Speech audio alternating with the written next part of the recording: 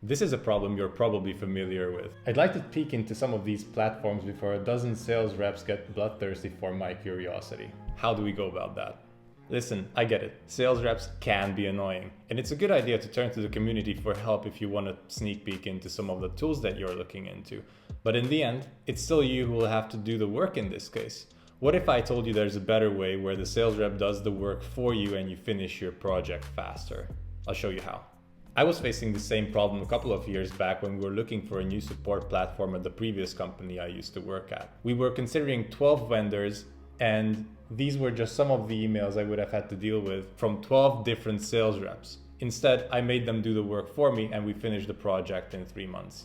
Whether you're working on a project right now and want to avoid emails such as these, or you're getting unwanted sales emails, by the end of this video, you'll get a better understanding of how you can get rid of salespeople for good. Before jumping into any project, of course, you want to set a goal. You want to know exactly what requirements that ideal solution will have to meet, and then collect some of the vendors that you can consider for the role. Let's assume that you're already here. Remember, you want the vendors to do the work for you, so everything we do next is going to serve that purpose. So how you go about it is you want to write an email template that you'll send out to all of these vendors, keeping 2 things in mind. Number 1, you need to give the information the sales reps need to look good, and second, manage expectations with them. That way they won't bug you. I'm going to walk you through the email template that I wrote and break it down for you so you can apply it to your specific situation. We're looking for a tool to improve and scale our support capabilities, and I'm leading the project. The goal is to have complete visibility over support tickets and how they're handled, so we can prove to our customers that we are meeting contracted support SLAs. What did we just do here? We defined the situation,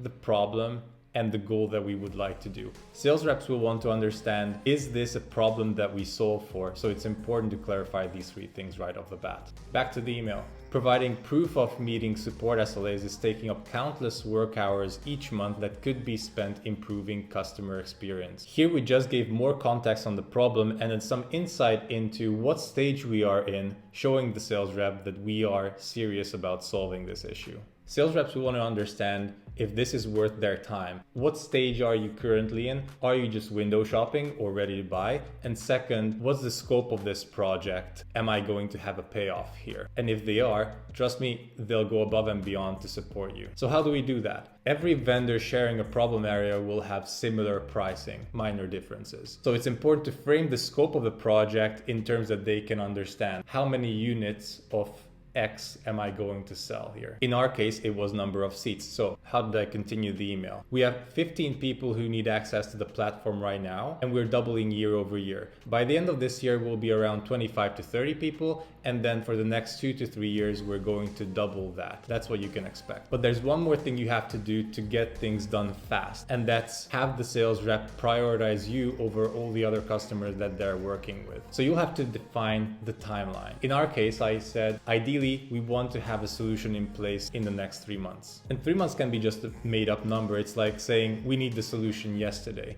But if you want to be taken seriously, you need to break down how you got to that 3-month mark. Going back to the email, I said, in the next 2 weeks, we're going to shortlist 5 vendors of the 12 contacted, after which we'd like to organize a demo session to see how those 5 vendors meet the requirements. And once that's done, we'll select 1 or 2 vendors that we're going to POC for the next 2 to 4 weeks after that. We're a small company with a relatively short chain of command, so the decision will be made pretty quickly. 8 to 10 weeks, give or take, from today, after which we'll start implementing right away. I just told the sales rep if they want to have a chance of selling to us, they need to get back to me ASAP, because in 2 weeks time, they're already out of luck. Also, they're not going to come back to me every 2 to 3 days asking, hey, when can I expect a reply? No, you're going to get a reply in 2 weeks after we've done the shortlisting. But here's the thing. Have you ever told a sales rep no, or that you're not the chosen solution? Chances are that they're not going to go away quietly. I'll show you at the end of the video how you can get rid of these sales reps so they don't bother you anymore. We've covered 2 of the 3 points that we need to cover in our email so far.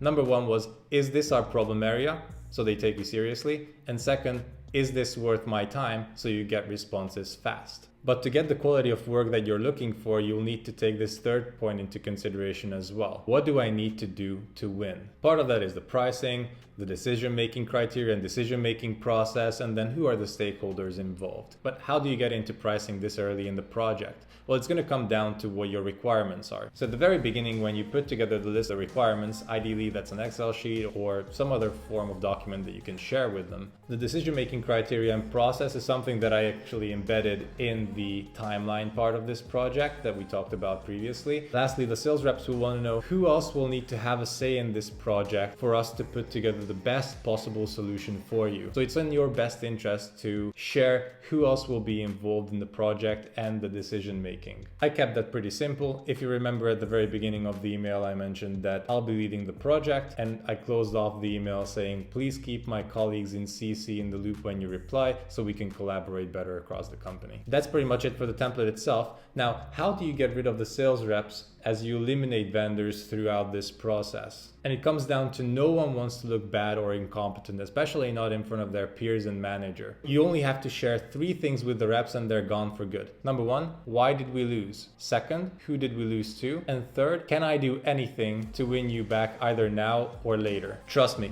include those 3 pieces of information, and the only email that you'll be getting is, thank you for being transparent and good luck in your project. Thanks for watching. If you enjoyed this video, please like and subscribe. And if you have other useful ways of dealing with sales reps, leave a comment down below. See you next time.